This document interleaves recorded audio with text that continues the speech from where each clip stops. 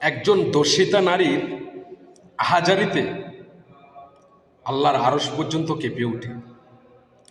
আর যে ব্যক্তি ওই নারীকে ধর্ষণ করল, সে হয়তো ভাবে আমার মতো বীর পুরুষ এই পৃথিবীতে আর কেউ নেই।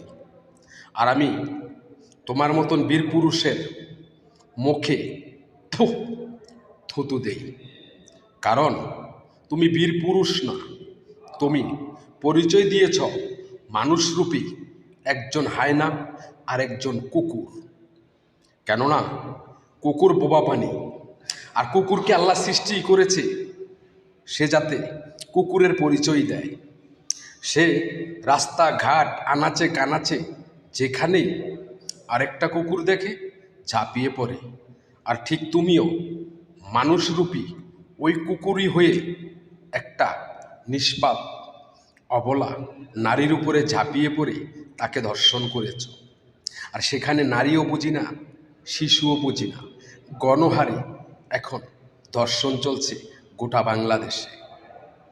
এই বিগত ১.৫ বৎসরে ধর্ষণের সংখ্যা ৪,২৬৬টা। সেলুট তোমাদেরকে, কারণ তোমাদের ঘরে মা বোন নেই।